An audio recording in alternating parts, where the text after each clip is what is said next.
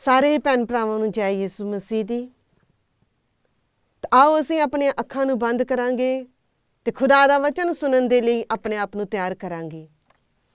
ਆ ਪਿਆਰੇ ਖੁਦਾਵੰਦ ਖੁਦਾ, ਅੱਜ ਜੋ ਵੀ ਅਸੀਂ ਤੁਹਾਡੇ ਵਚਨ ਨੂੰ ਸੁਣਨ ਦੇ ਲਈ ਜਾ ਰਹੇ ਹਾਂ, ਪ੍ਰਭੂ ਜੀ ਸਾਡੇ ਦਿਲਾਂ ਨੂੰ, ਸਾਡੇ ਮਨਾਂ ਨੂੰ ਖੋਲ ਦਿਓ ਤਾਂ ਕਿ ਅਸੀਂ ਤੁਹਾਡੇ ਵਚਨ ਨੂੰ ਸੁਣ ਸਕੀਏ ਤੇ ਤੁਹਾਡੇ ਵਚਨਾਂ ਨੂੰ ਸੁਣ ਕੇ ਉਹਨਾਂ ਦੇ ਉੱਤੇ ਅਮਲ ਕਰ ਸਕੀਏ। ਅਸੀਂ ਇਹ ਪ੍ਰਾਰਥਨਾ ਮੰਗਦੇ ਹਾਂ ਆਪਣੇ ਪ੍ਰਭੂ ਯਿਸੂ ਮਸੀਹ ਦੇ ਨਾਮ ਉੱਤੇ, ਆਮੀਨ। ਸੋ ਅੱਜ ਜੋ ਅਸੀਂ ਖੁਦਾ ਦਾ ਵਚਨ ਸੁਣਨ ਦੇ ਲਈ ਜਾ ਰਹੇ ਹਾਂ, ਉਹਨਾਂ ਵਚਨਾਂ ਦੇ ਰਾਹੀਂ ਅਸੀਂ ਦੇਖਣਾ ਹੈ ਕਿ ਸਾਡੇ ਜੀਵਨ ਦੇ ਵਿੱਚ ਪ੍ਰਾਰਥਨਾ ਦਾ ਮਹੱਤਵ ਕੀ ਹੈ। ਜਦੋਂ ਅਸੀਂ ਖੁਦਾ ਦੇ ਵਚਨ ਦੇ ਵਿੱਚ ਦੇਖਦੇ ਹਾਂ ਤੇ ਅਸੀਂ ਬਹੁਤ ਜਗ੍ਹਾ ਤੇ ਦੇਖਦੇ ਹਾਂ ਕਿ ਪ੍ਰਭੂ ਯਿਸੂ ਜੀ ਨੇ ਹਰ ਇੱਕ ਕੰਮ ਕਰਨ ਤੋਂ ਪਹਿਲਾਂ ਪ੍ਰਾਰਥਨਾ ਕੀਤੀ, ਖੁਦਾ ਦਾ ਧੰਨਵਾਦ ਕੀਤਾ। ਤਾਂ ਆਓ ਅਸੀਂ ਸਭ ਤੋਂ ਪਹਿਲਾਂ ਖੁਦਾ ਦੇ ਵਚਨ ਦੇ ਵਿੱਚ ਜਾਵਾਂਗੇ ਤੇ ਖੁਦਾ ਦੇ ਵਚਨ ਦੇ ਵਿੱਚੋਂ ਦੇਖਾਂਗੇ ਕਿ ਪ੍ਰਭੂ ਯਿਸੂ ਜੀ ਨੇ ਕਿਸ ਤਰ੍ਹਾਂ ਪ੍ਰਾਰਥਨਾ ਕੀਤੀ, ਕਦੋਂ ਕੀਤੀ ਅਤੇ ਕਿੱਥੇ ਕੀਤੀ ਸੀਗੀ। ਆਓ ਅਸੀਂ ਸਭ ਤੋਂ ਪਹਿਲਾਂ ਦੇਖਾਂਗੇ ਸੰਤ ਮਰਕੁਸ ਦੀ ਅੰਜੀਲ 1 ਬਾਬ ਉਸ ਦੀ 35 ਆਇਤ ਦੇ ਵਿੱਚ ਦੇਖਾਂਗੇ। ਅੰਮ੍ਰਿਤ ਵੇਲੇ ਸੂਰਜ ਨਿਕਲਣ ਤੋਂ ਪਹਿਲਾਂ ਹੀ ਯਿਸੂ ਉੱਠੇ ਅਤੇ ਇਕਾਂਤ ਵਿੱਚ ਚਲੇ ਗਏ ਅਤੇ ਉੱਥੇ ਉਹ ਪ੍ਰਾਰਥਨਾ ਕਰਨ ਲੱਗੇ। ਪ੍ਰਭੂ ਯਿਸੂ ਇੱਥੇ ਅੰਮ੍ਰਿਤ ਵੇਲੇ ਉੱਠਦੇ ਹਨ ਅਤੇ ਇਕਾਂਤ ਥਾਂ ਦੇ ਵਿੱਚ ਜਾ ਕੇ ਆਪਣੇ ਬਾਪ ਦੇ ਅੱਗੇ ਪ੍ਰਾਰਥਨਾ ਕਰਦੇ ਹਨ। ਤੇ ਦੂਸਰਾ ਵਚਨ ਅਸੀਂ ਦੇਖਾਂਗੇ ਸੰਤ ਲੂਕਾ ਦੀ ਅੰਜੀਲ 6 ਬਾਬ ਉਸ ਦੀ 12 ਆਇਤ ਦੇ ਵਿੱਚ ਇਸ ਤਰ੍ਹਾਂ ਲਿਖਿਆ ਹੈ। ਇਸ ਦੇ ਪਿੱਛੋਂ ਯਿਸੂ ਇੱਕ ਦਿਨ ਪ੍ਰਾਰਥਨਾ ਕਰਨ ਦੇ ਲਈ ਪਹਾੜ ਉੱਤੇ ਗਏ। ਉਹ ਪੂਰੀ ਰਾਤ ਪਰਮੇਸ਼ਵਰ ਦੇ ਅੱਗੇ ਪ੍ਰਾਰਥਨਾ ਕਰਦੇ ਰਹੇ। ਪਹਿਲਾਂ ਅਸੀਂ ਦੇਖਿਆ ਸੀਗਾ ਕਿ ਪ੍ਰਭੂ ਯਿਸੂ ਸਵੇਰੇ ਸਾਰ ਉੱਠਦੇ ਹੀ ਇਕਾਂਤ ਦੇ ਵਿੱਚ ਗਏ, ਸੂਰਜ ਨਿਕਲਣ ਤੋਂ ਪਹਿਲਾਂ ਇਕਾਂਤ ਦੇ ਵਿੱਚ ਗਏ ਅਤੇ ਉੱਥੇ ਉਹਨਾਂ ਨੇ ਪ੍ਰਾਰਥਨਾ ਕੀਤੀ। ਦੂਸਰੀ ਜਗ੍ਹਾ ਅਸੀਂ ਦੇਖਿਆ ਹੈ ਕਿ ਪ੍ਰਭੂ ਯਿਸੂ ਪ੍ਰਾਰਥਨਾ ਕਰਨ ਦੇ ਲਈ ਪਹਾੜ ਉੱਤੇ ਜਾਂਦੇ ਹਨ ਅਤੇ ਪੂਰੀ ਰਾਤ ਪਰਮੇਸ਼ਵਰ ਦੇ ਅੱਗੇ ਪ੍ਰਾਰਥਨਾ ਕਰਦੇ ਹਨ। ਇਸੇ ਤਰ੍ਹਾਂ ਅਸੀਂ ਬਹੁਤ ਵਾਰ ਖੁਦਾ ਦੇ ਵਚਨ ਦੇ ਵਿੱਚੋਂ ਪੜ੍ਹਦੇ ਹਾਂ ਕਿ ਜਿੱਥੇ ਪ੍ਰਭੂ ਯਿਸੂ ਹਰ ਕੰਮ ਕਰਨ ਤੋਂ ਪਹਿਲਾਂ ਪ੍ਰਾਰਥਨਾ ਕਰਦੇ ਨੇ। ਪ੍ਰਭੂ ਯਿਸੂ ਹੈਕਲ ਦੇ ਵਿੱਚ ਜਾ ਕੇ ਵੀ ਪ੍ਰਾਰਥਨਾ ਕਰਦੇ ਸਨ। ਤੇ ਜੇਕਰ ਅਸੀਂ ਦੇਖੀਏ ਕਿ ਪ੍ਰਭੂ ਯਿਸੂ ਖੁਦ ਖੁਦਾ ਹੋ ਕੇ ਜੇਕਰ ਉਹਨਾਂ ਨੂੰ ਪ੍ਰਾਰਥਨਾ ਕਰਨ ਦੀ ਇੰਨੀ ਜ਼ਰੂਰਤ ਸੀਗੀ, ਤਾਂ ਅੱਜ ਸਾਡੇ ਜੀਵਨ ਦੇ ਵਿੱਚ ਪ੍ਰਾਰਥਨਾ ਦੀ ਕਿੰਨੀ ਜ਼ਰੂਰਤ ਹੈ। ਅੱਜ ਸਾਡੇ ਜੀਵਨ ਦੇ ਵਿੱਚ ਪ੍ਰਾਰਥਨਾ ਦਾ ਕਿੰਨਾ ਮਹੱਤਵ ਹੈ। ਲੇਕਿਨ ਅਸੀਂ ਆਪਣੇ ਦਿਲਾਂ ਦੇ ਵਿੱਚ ਝਾਤੀ ਮਾਰੀਏ ਕਿ ਅੱਜ ਸਾਡੀ ਪ੍ਰਾਰਥਨਾ ਕਿੰਨੀ ਕੁ ਹੈ, ਕਿ ਅਸੀਂ ਪ੍ਰਾਰਥਨਾ ਕਰਦੇ ਹਾਂ। ਅੱਜ ਜੇਕਰ ਅਸੀਂ ਆਪਣੇ ਪਰਿਵਾਰ ਦੇ ਵਿੱਚ ਝਾਤੀ ਮਾਰ ਕੇ ਦੇਖੀਏ ਤਾਂ ਪਰਿਵਾਰਾਂ ਦੇ ਵਿੱਚ ਕੀ ਹੋ ਰਿਹਾ ਹੈ। ਅੱਜ ਸਾਡੇ ਪਰਿਵਾਰਾਂ ਦੇ ਵਿੱਚ ਇਸ ਤਰ੍ਹਾਂ ਹੋ ਰਿਹਾ ਹੈ ਕਿ ਕਿਸੇ ਦੇ ਕੋਲ ਵੀ ਉਹ ਸਮਾਂ ਨਹੀਂ ਹੈ ਕਿ ਅਸੀਂ ਇੱਕ ਦੂਸਰੇ ਦੇ ਨਾਲ ਬੈਠ ਕੇ ਗੱਲਬਾਤ ਕਰੀਏ, ਇਕੱਠਾ ਪਰਿਵਾਰ ਬੈਠ ਕੇ ਪ੍ਰਾਰਥਨਾ ਕਰੀਏ, ਖੁਦਾ ਦਾ ਵਚਨ ਪੜ੍ਹੀਏ।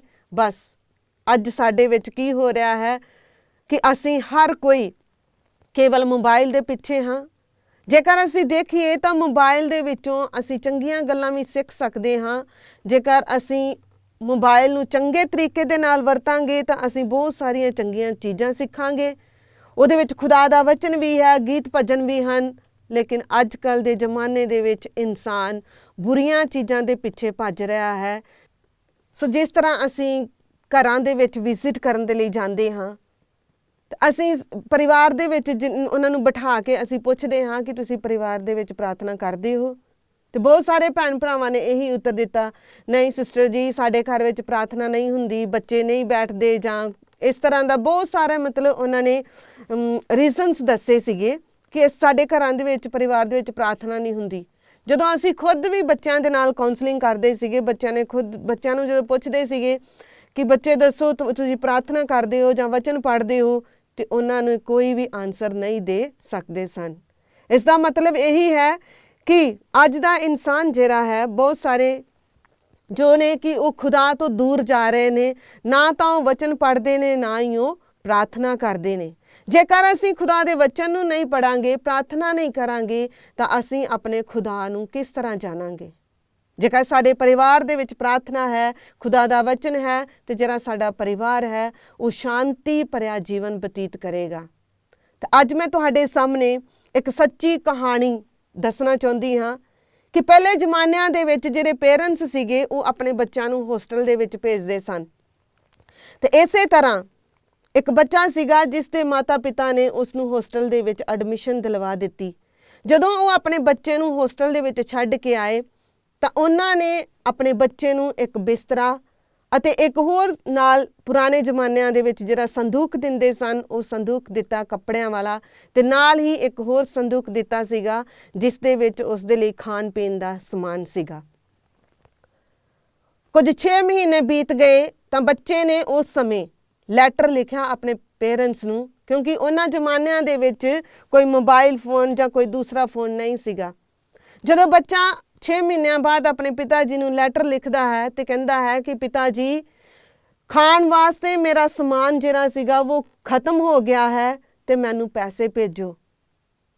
ਜਦੋਂ ਪਿਤਾ ਜੀ ਨੂੰ ਉਹ ਬੱਚੇ ਦਾ ਲੈਟਰ ਮਿਲਿਆ ਤਾਂ ਪਿਤਾ ਨੇ ਬੱਚੇ ਨੂੰ ਫਿਰ ਰਿਪਲਾਈ ਕੀਤਾ, ਲੈਟਰ ਦੁਬਾਰਾ ਲਿਖੀ, ਬੱਚੇ ਨੂੰ ਰਿਪਲਾਈ ਕੀਤਾ, ਲਿਖ ਦਿੱਤਾ ਕਿ ਬੇਟਾ ਬਾਈਬਲ ਪੜ੍ਹੋ।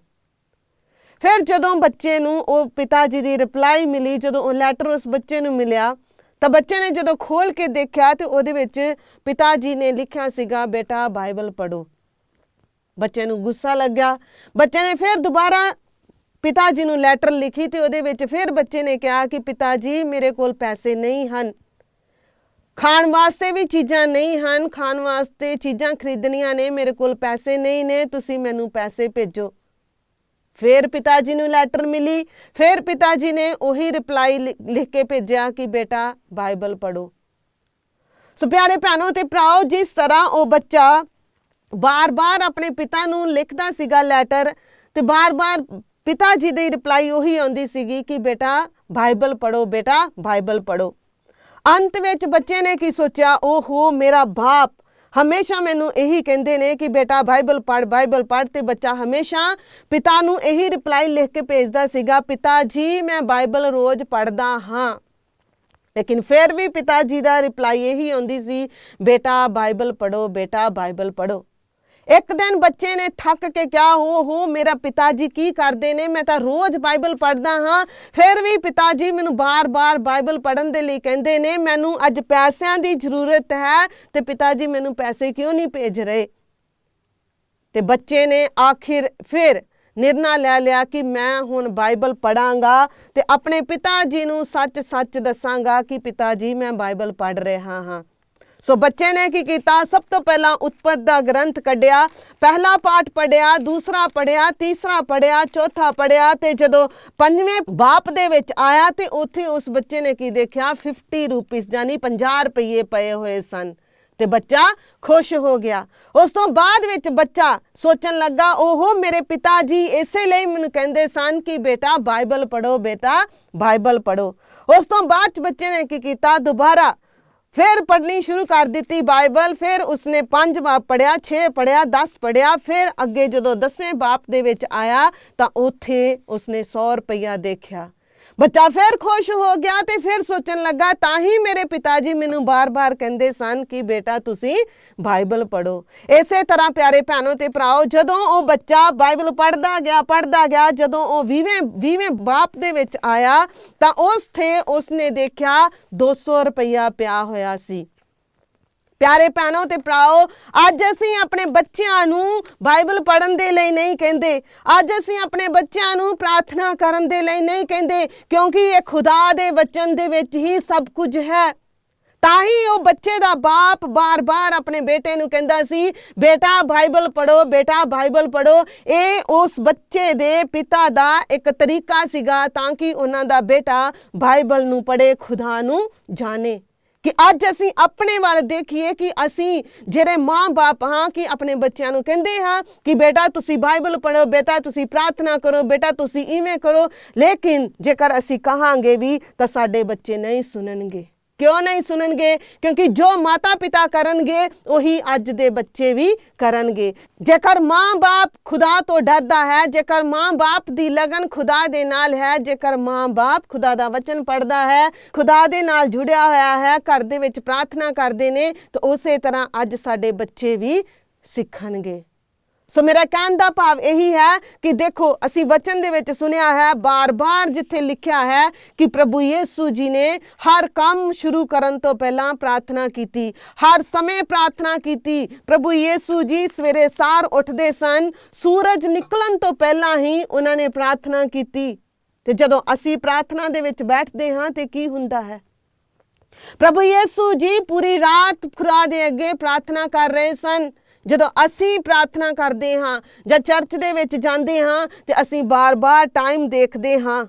ਅਗਰ 10 ਮਿੰਟ ਹੋ ਗਿਆ, ਜੇਕਰ ਚਰਚ ਦੇ ਵਿੱਚ ਸੰਡੇ ਨੂੰ ਫਾਦਰ ਜੀ ਨੇ ਪ੍ਰਚਾਰ ਜ਼ਿਆਦਾ ਕਰ ਦਿੱਤਾ, ਸਰਮਨ ਜ਼ਿਆਦਾ ਕਰ ਦਿੱਤਾ ਤੇ ਅਸੀਂ ਸੋਚਣ ਲੱਗ ਪੈਂਦੇ ਹਾਂ ਕਿੰਨਾ ਟਾਈਮ ਹੋ ਗਿਆ।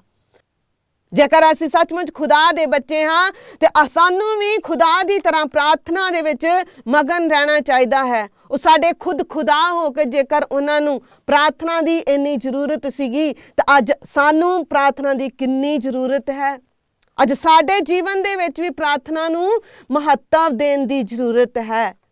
ਆਓ ਅਸੀਂ ਇਹਨਾਂ ਖੁਦਾ ਦੇ ਵਚਨਾਂ ਦੇ ਉੱਤੇ ਮਨਨ ਚਿੰਤਨ ਕਰੀਏ ਤੇ ਬਾਰ-ਬਾਰ ਖੁਦਾ ਦੇ ਇਹਨਾਂ ਵਚਨਾਂ ਨੂੰ ਪੜ੍ਹੀਏ ਕਿ ਜਿੱਥੇ ਖੁਦਾ ਨੇ ਲਿਖਿਆ ਹੈ, ਜਿੱਥੇ ਖੁਦਾ ਦੇ ਬਾਰੇ ਲਿਖਿਆ, ਪ੍ਰਭੂ ਯਿਸੂ ਜੀ ਦੇ ਬਾਰੇ ਲਿਖਿਆ ਹੈ ਕਿ ਪ੍ਰਭੂ ਯਿਸੂ ਜੀ ਬਾਰ-ਬਾਰ ਪ੍ਰਾਰਥਨਾ ਕਰਦੇ ਸਨ। ਅੱਜ ਸਾਡੇ ਜੀਵਨ ਦੇ ਵਿੱਚ ਵੀ, ਅੱਜ ਸਾਡੇ ਘਰ ਦੇ ਵਿੱਚ ਵੀ, ਅੱਜ ਸਾਡੇ ਪਰਿਵਾਰ ਦੇ ਵਿੱਚ ਵੀ ਪ੍ਰਾਰਥਨਾ ਕਰਨ ਦੀ ਬਹੁਤ ਹੀ ਜ਼ਰੂਰਤ ਹੈ। ਆਪਣੇ ਪਰਿਵਾਰ ਦੇ ਵਿੱਚ ਪ੍ਰਾਰਥਨਾ ਨੂੰ ਸਭ ਤੋਂ ਪਹਿਲਾਂ ਸਥਾਨ ਦੇਣ ਦੀ ਬਹੁਤ ਜ਼ਰੂਰਤ ਹੈ। ਸੋ ਆਓ ਅਸੀਂ ਵੀ ਇਸੇ ਤਰ੍ਹਾਂ ਆਪਣੇ ਪਰਿਵਾਰ ਦੇ ਵਿੱਚ ਪ੍ਰਭੂ ਯਿਸੂ, ਮਾਂ ਮਰੀਅਮ ਅਤੇ ਸੰਤ ਯੂਸਫ ਨੂੰ ਬੁਲਾਈਏ ਅਤੇ ਉਹਨਾਂ ਦੇ ਨਿਸ਼ਚੇ ਕਦਮਾਂ ਉੱਤੇ ਚੱਲਦੇ ਹੋਏ ਆਪਣੇ ਪਰਿਵਾਰ ਨੂੰ ਸਫਲ ਬਣਾਈਏ। ਸਾਰਿਆਂ ਨੂੰ ਜੈ ਯਿਸੂ ਦੀ।